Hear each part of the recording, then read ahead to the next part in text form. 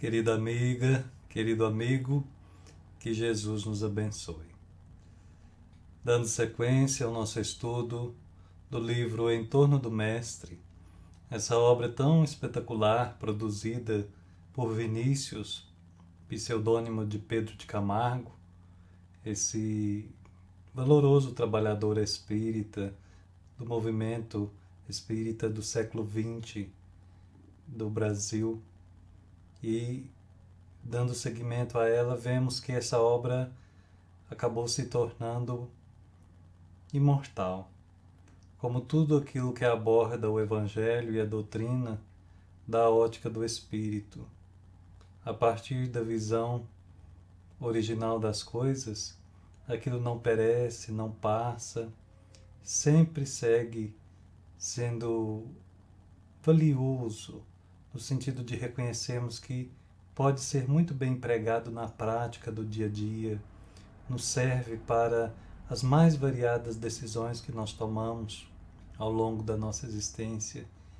E realmente é um esclarecedor, é um professor que vem nos ensinar a ver melhor o Evangelho, a perceber a sua simplicidade, ao mesmo tempo sua profundidade, e com isso nos conectarmos a Deus, a Jesus e aos queridos benfeitores de uma maneira eficaz, considerando que a nossa vida sim poderá ser melhor, mais lúcida, mais bem vivida, porque mais bem aproveitada naquilo que nós empregarmos o discernimento para atuar. O capítulo que vamos abordar então, agora, é denominado por Vinícius o humano e o divino. Ele apresenta, através desses dois adjetivos, aquilo que é humano e aquilo que é divino, uma comparação ou uma apresentação de que existe uma falsa dicotomia, uma falsa separação desses dois termos. É quase que impossível nós considerarmos isto é meramente humano, isto é puramente divino.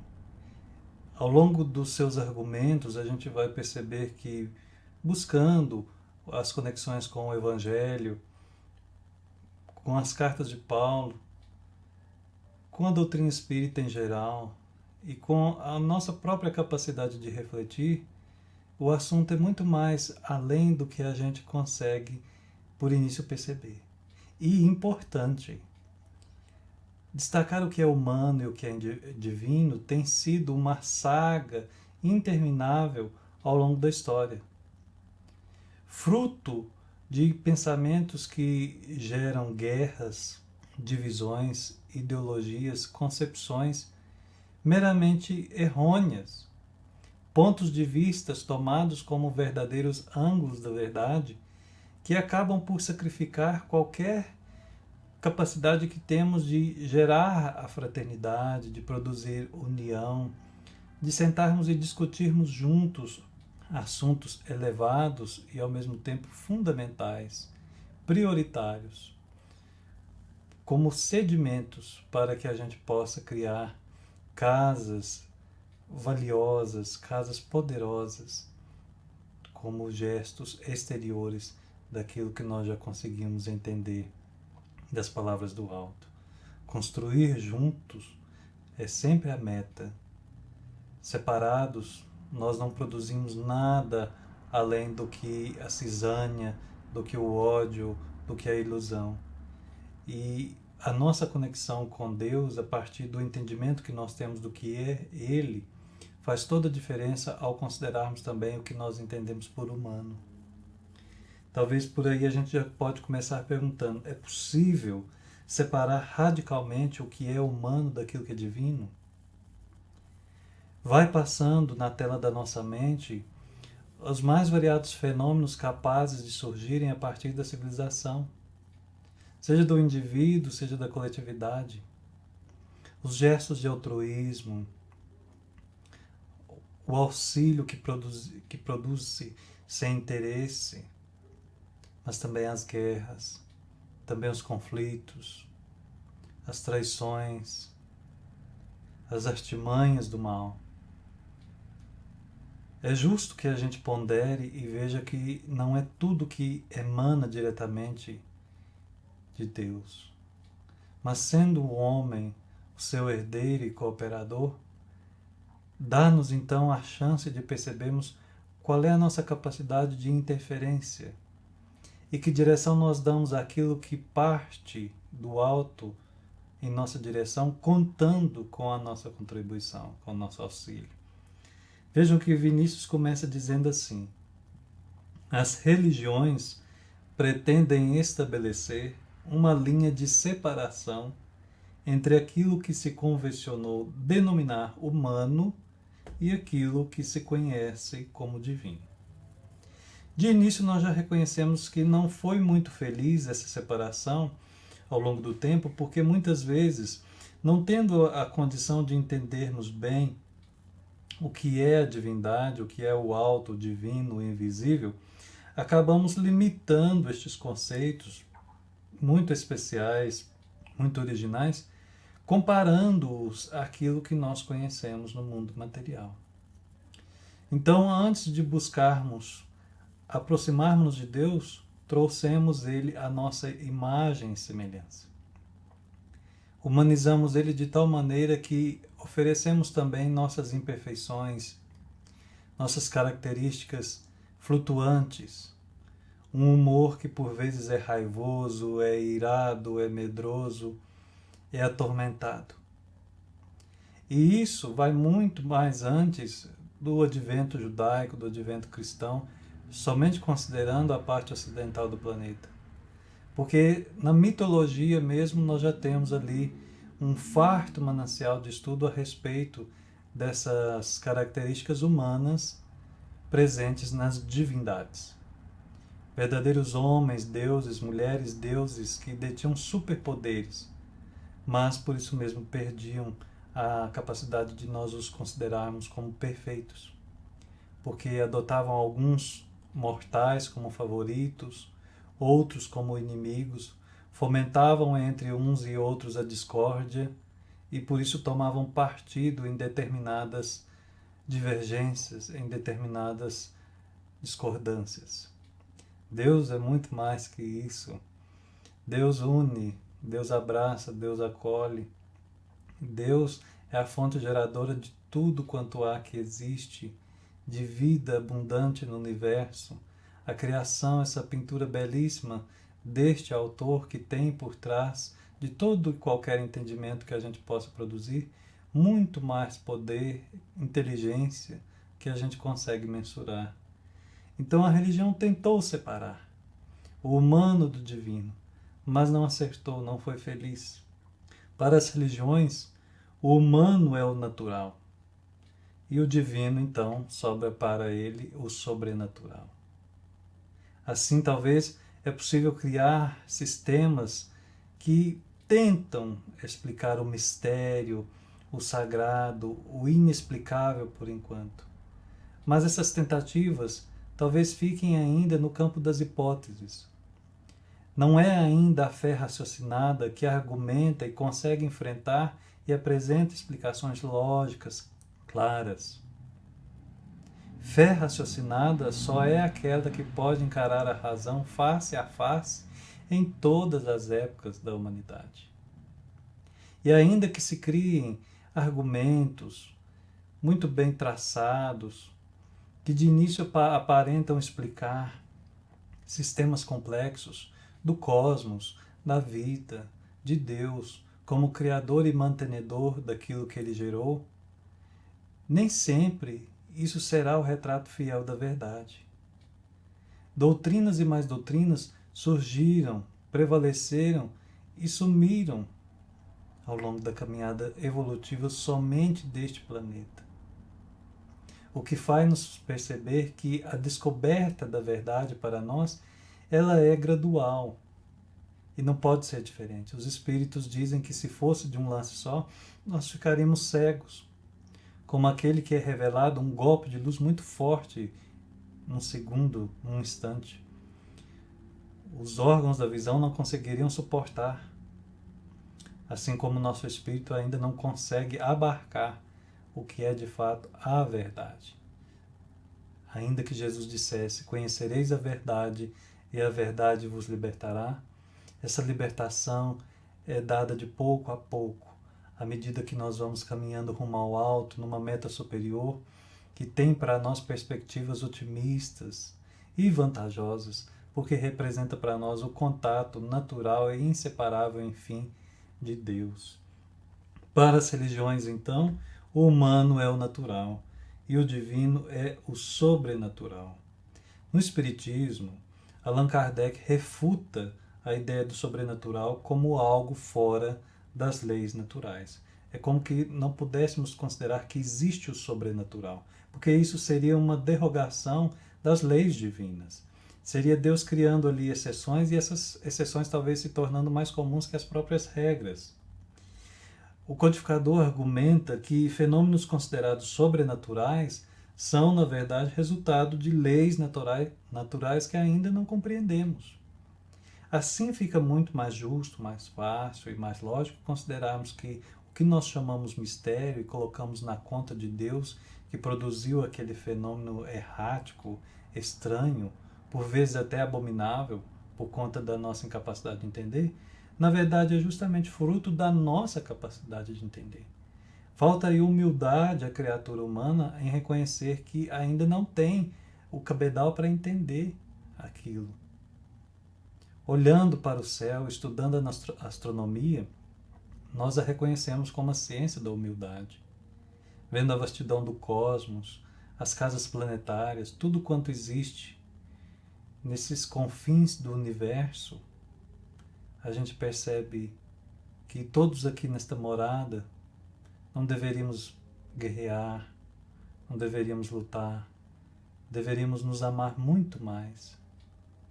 Mas como nunca nos exercitamos nessa visão de ver a coisa de mais alto, ou imaginando-nos do lado de fora, ainda fica o esforço mais que necessário para reconhecermos que não temos para onde fugir.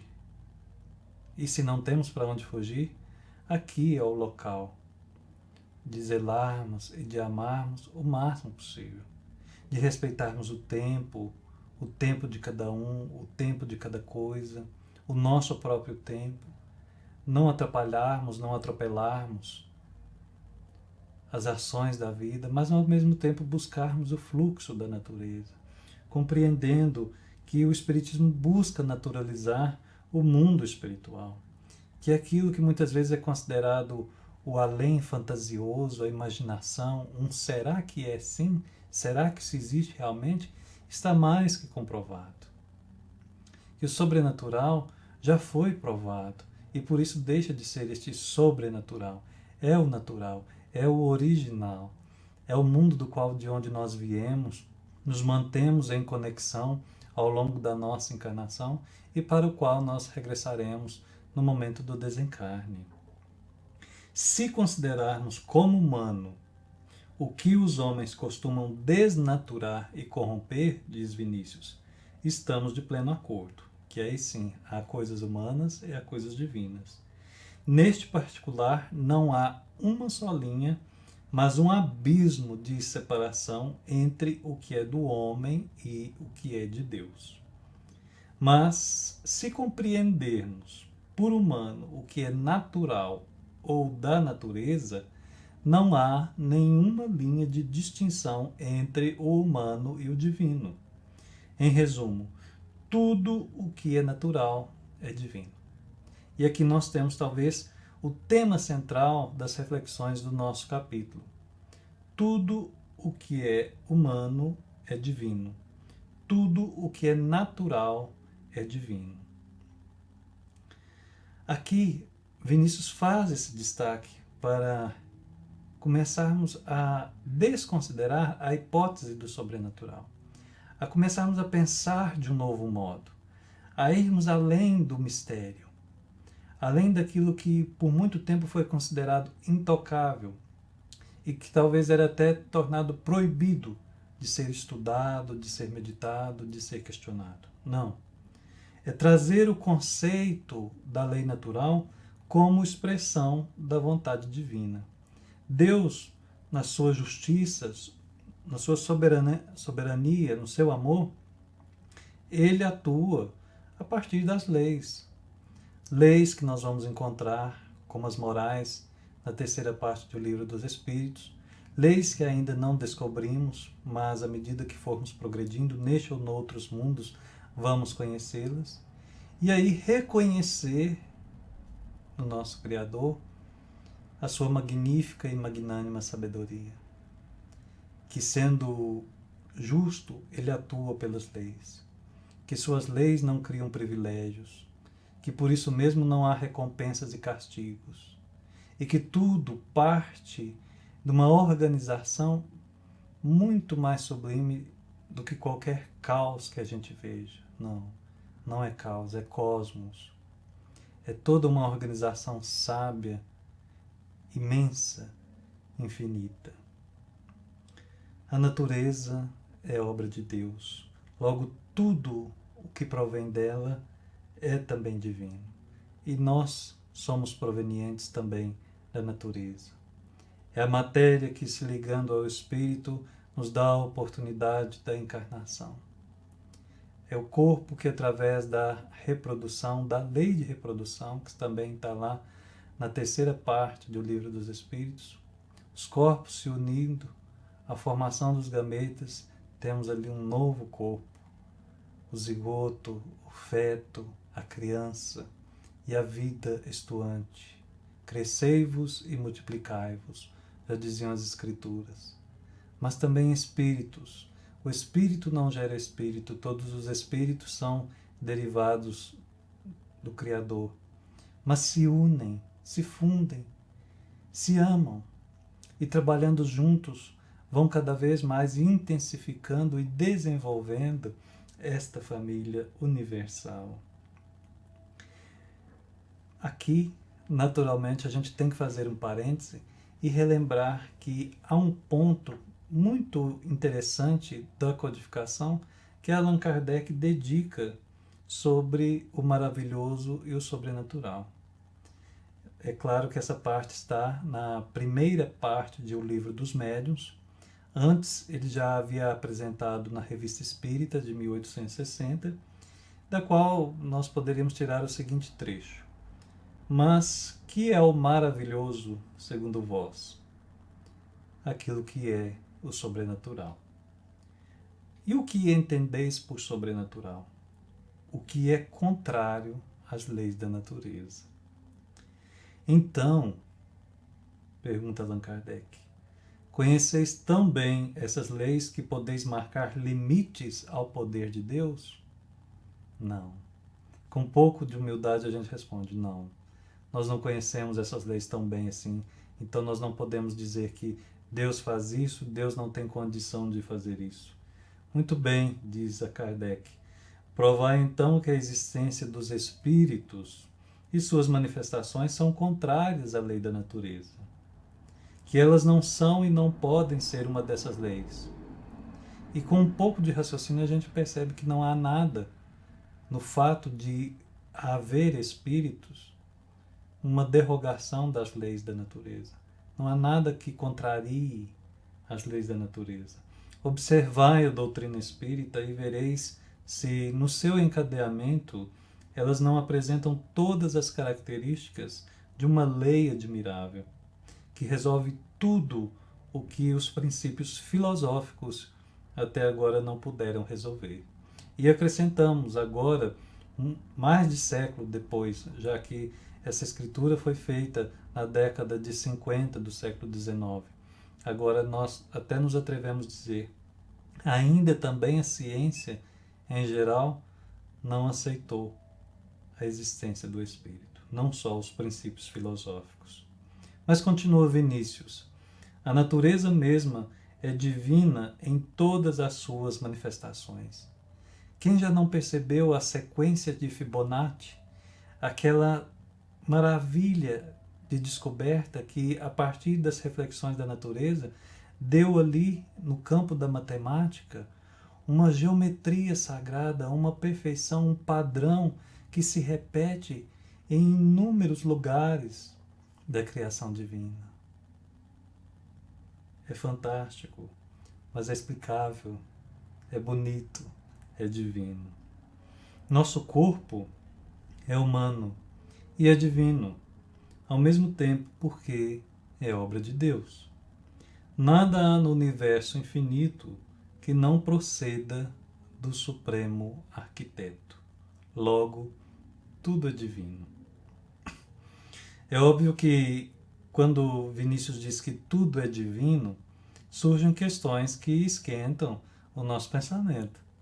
A gente começa a meditar em temas profundos que a humanidade ainda digere para entender melhor a sua existência, como a dor, como o sofrimento, como a questão do próprio mal. E seria uma ousadia muito grande que entrássemos nesses assuntos aqui, até mesmo em nível de ilustração. Nós reconhecemos que Vinícius não está errado, que a divindade em tudo está presente, como os próprios espíritos apresentam, mas que precisamos também considerar os acertos e os erros dos homens, da criatura, naquilo que ela tem condição de desenvolver, de prosperar, de produzir. Sem criar polêmica, a gente segue no texto dele, então, quando ele diz: o objeto da religião não é, como supõem os credos religiosos, separar o humano do divino. O objeto da religião não é, como supõem os credos religiosos, separar o humano do divino. É aperfeiçoar o humano até que ele se divinize. Olha só, vem Vinícius, como sempre, educando almas.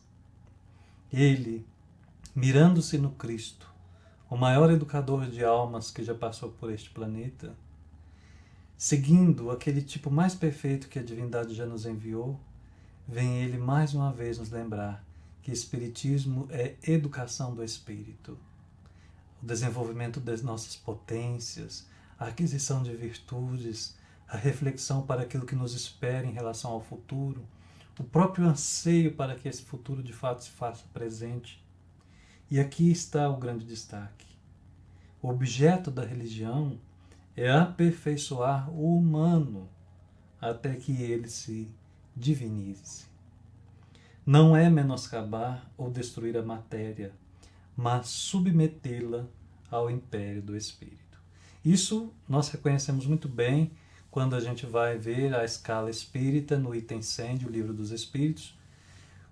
Quão grande é o passo que o Espírito dá quando ele se vê que consegue dominar a matéria. E não mais é a matéria que é senhora sua.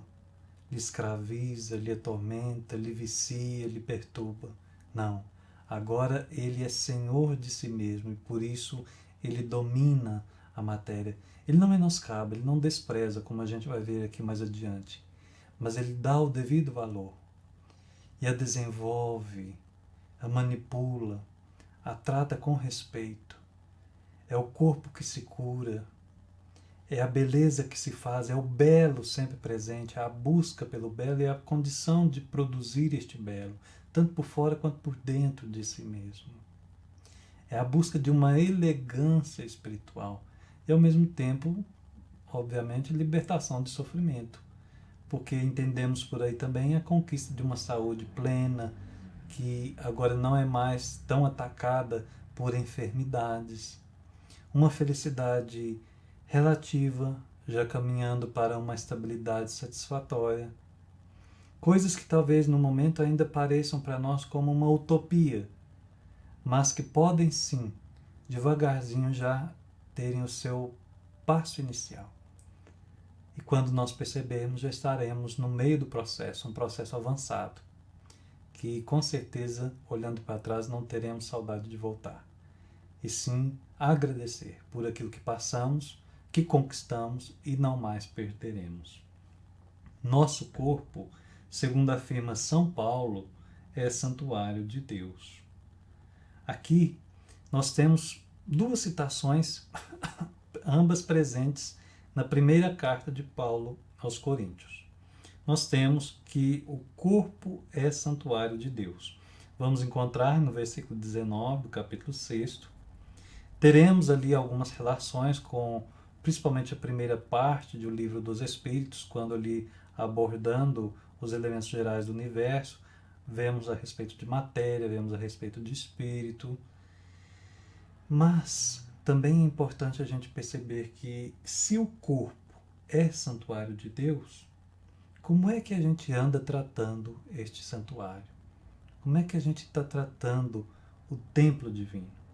Agora, buscando nos versículos 16 e 17 do capítulo 3 da primeira carta de Paulo aos Coríntios, nós temos o seguinte texto para entendermos melhor a questão.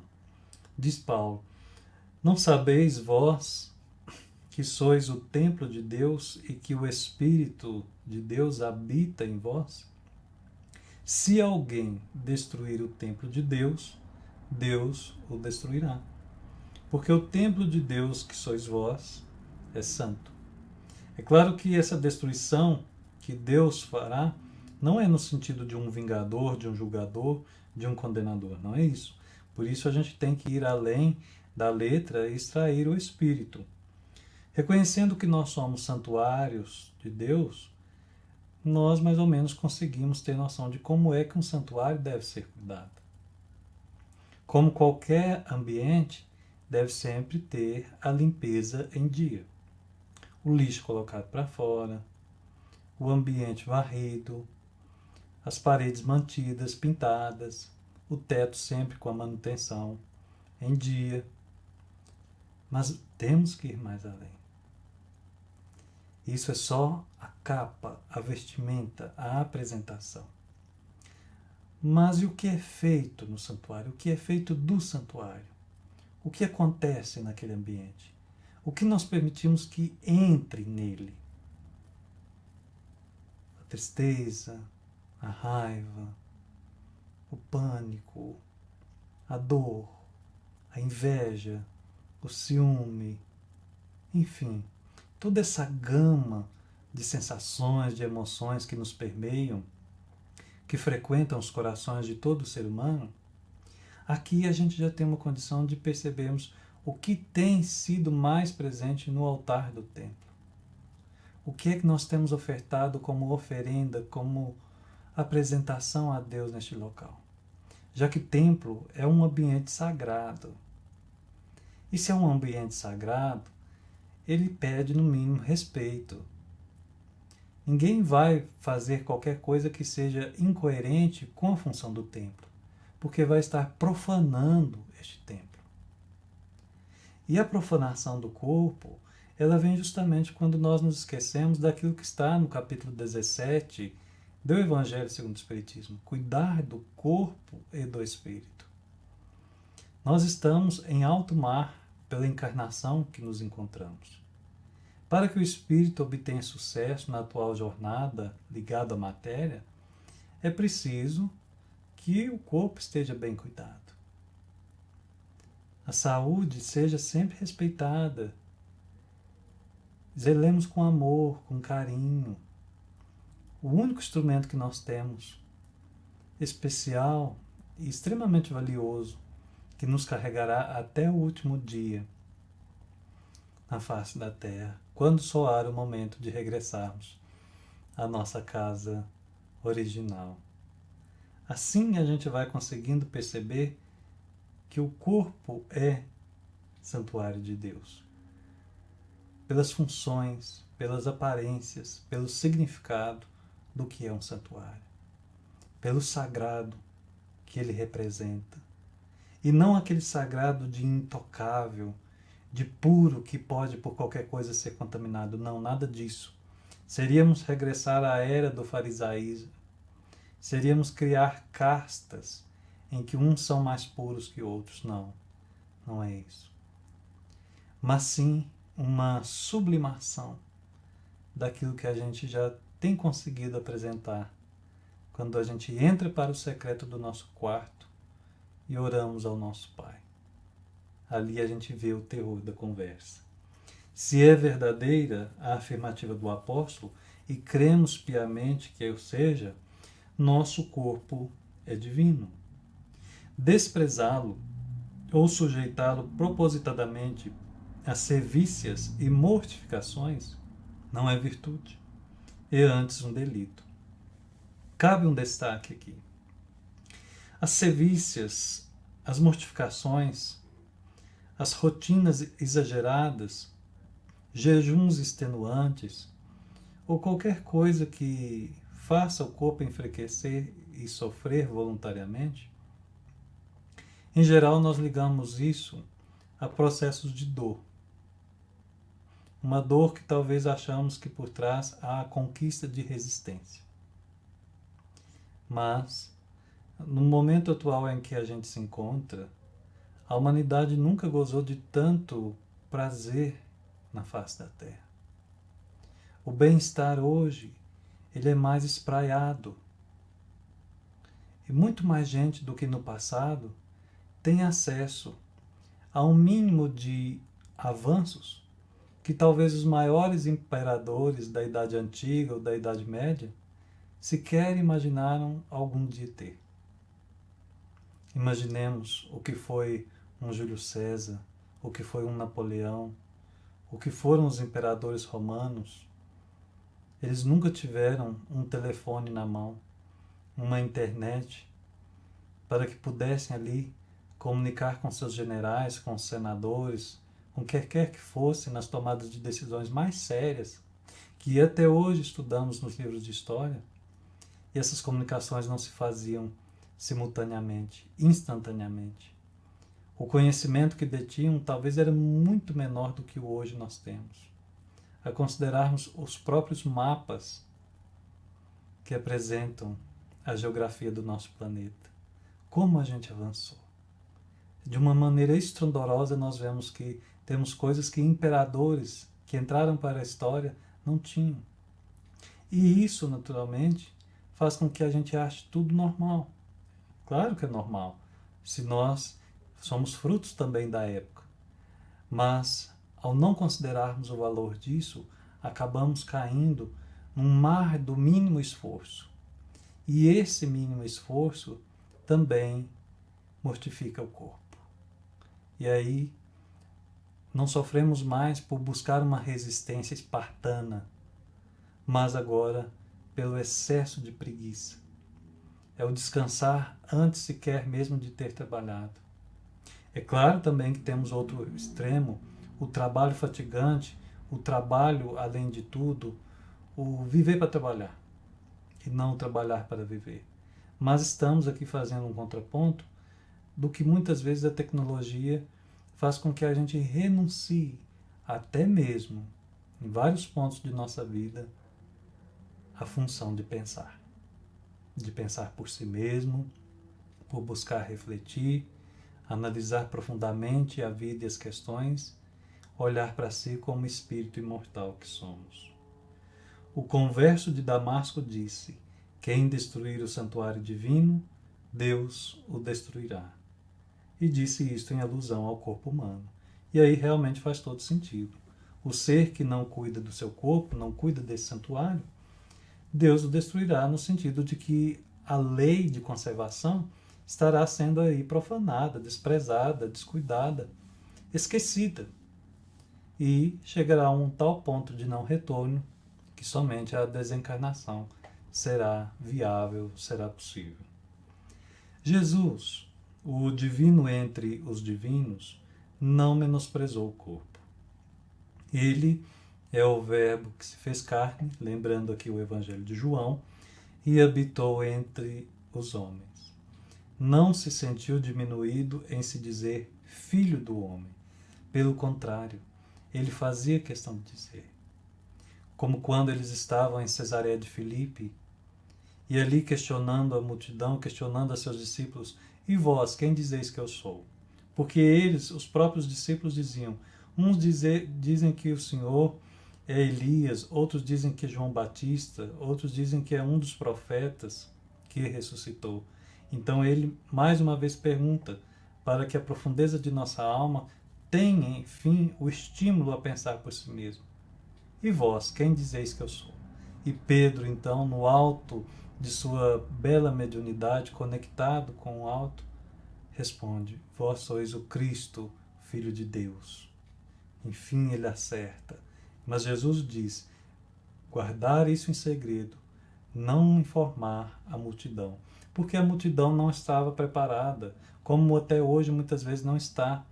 E também porque uma verdade desse quilate não é para ser escutada, é para ser descoberta, cada um por si mesmo, no despertar de sua consciência, é para ser meditada, é para ser sentida, é para ser vivenciada. Jamais aconselhou Jesus o abandono do corpo aos males que o danificam. Os leprosos, cobertos de chagas pútridas, não causavam repugnância ao enviado celeste. Sobre essas pústulas asquerosas, o Cristo de Deus impunha suas mãos e as sarava prontamente. Ao ver a chaga, ao ver a infecção, ele não repugnava, ele não fugia, ele não se enojava, pelo contrário, ele, dominando a matéria e amando a cada um que com ele cruzava, ele estendia as mãos, emitia seu poder e ali produzia a cura. A pureza vencia as impurezas, mostrando na carne a obra que devia também ser feita no espírito. E aqui mais um desses grandes lances de meditação que Vinícius nos traz. A pureza vencia as impurezas, mostrando na carne a obra que devia também ser feita no espírito.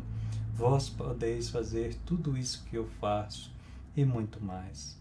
Se a carne tinha condição de regenerar assim, mesmo sendo algo que não é perene, que depois perece, que apodrece, que se decompõe, imaginemos então o espírito, com os erros que ainda produzimos, com os vícios que carregamos, as tendências pesadas do passado que ainda são grandes consultoras nos momentos que nós nos descuidamos.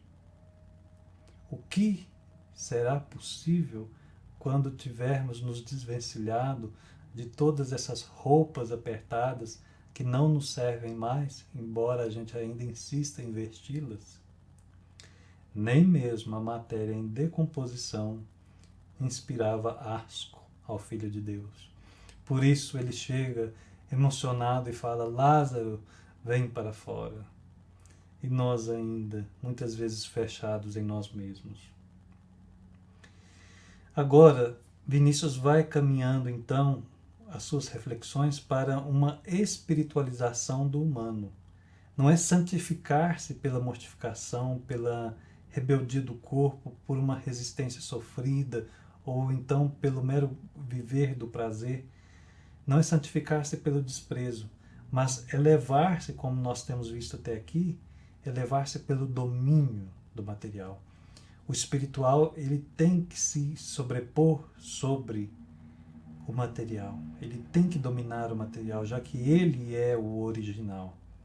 A matéria deve ser serva do espírito. É claro, dizendo aqui, no molde do progresso, do avanço, da evolução.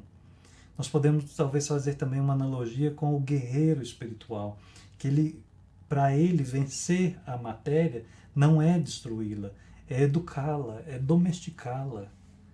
Domesticar a ponto de que ele não caia mais uma vez em círculos viciosos que muitas vezes lhe fez chorar, e toda vez que ele dizia: agora estou livre disso, logo, logo, um passo adiante, caía novamente. Mas chega um ponto que a criatura não cai mais. Não cai mais. Talvez naquele dia que ela diz: hoje eu consigo parar. Hoje eu estou parando.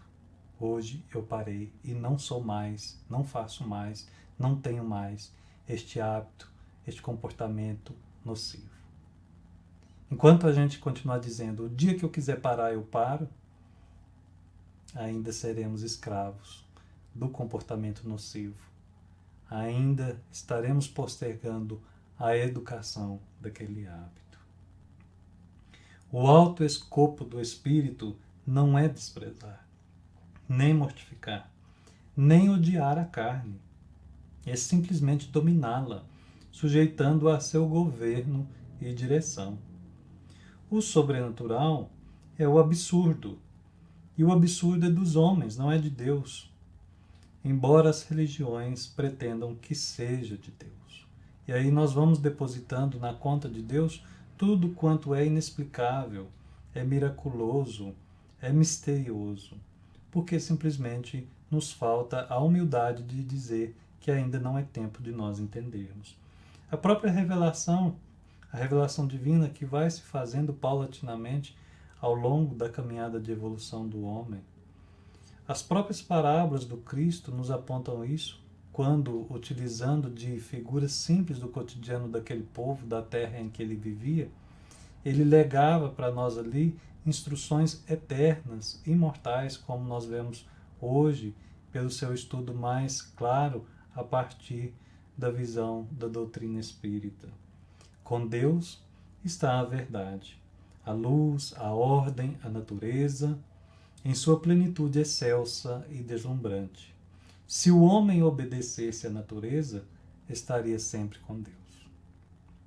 Se o homem obedecesse à natureza, estaria sempre com Deus. Seguiria o fluxo da natureza. Aprenderia nas estações do ano muitas lições que também têm relação com a nossa própria vida. Uma existência, nós detectamos o verão, a primavera, o outono, o inverno. Mas também reconhecemos no nosso humor as fases da lua e vemos aí a influência do frio e do calor na nossa emoção, que por vezes um frio prolongado nos entristece, mas um calor também desmedido nos irrita, quanto a natureza nos ensina. Mas também ao ver o vegetal crescendo, florescendo e frutificando, os animais que no seu instinto preservam ali toda uma cadeia alimentar que muitas vezes o homem chega e atrapalha, interfere ao ponto de gerar a extinção. O espírito também é da natureza. As leis que lhe presidem o destino são naturais como as que governam a mecânica celeste no giro dos planetas, como as que determinam a germinação da semente ou a coloração das flores. A natureza abrange tudo, nada havendo fora da influência e da gerência de suas leis. Aqui a gente lembra que André Luiz chega a trabalhar a questão da cocriação em plano maior quando ele traz a lume o livro Evolução em Dois Mundos, pela psicografia de Chico Xavier. Essas inteligências gloriosas tomam o plasma divino e convertem-no em habitações cósmicas, de múltiplas expressões radiantes ou obscuras, gaseificadas ou sólidas, obedecendo a leis predeterminadas, quais moradias que perduram por milênios e milênios, mas que se desgastam e se transformam, por fim de vez que o espírito criado pode formar ou cocriar, mas só Deus é o Criador de toda a eternidade. Fruto da psicografia que eram recebidas por Chico Xavier, por Valdo Vieira, através de André Luiz, nos ensinando a entender melhor ainda a nossa atuação e a atuação que um dia teremos em plano maior com a divindade. Vai seguindo Vinícius, dizendo que não desprezemos, pois, coisa alguma. Amemos o que é puro, até o que é impuro, fazendo aqui como que uma provocação, um convite provocativo. No amar o impuro, entendendo que o amor tudo purifica. Se eu lançar o amor sobre o que eu considero impuro, o amor purifica. Mas se eu repugnar, se eu me enojar, se eu me afastar, talvez eu estarei dando atestado de que eu sigo tão impuro quanto aquilo que eu considero maléfico, pernicioso, contagiante. Jesus não desdenhou os delinquentes de qualquer matiz, e até mesmo a mulher adúltera e a pecadora Madalena encontraram nele refúgio e redenção. Vai seguindo ainda ele, dizendo que o céu é dos fortes, e não dos fracos que fogem à luta. É dos que combatem com lealdade, da viseira erguida e não com astúcia.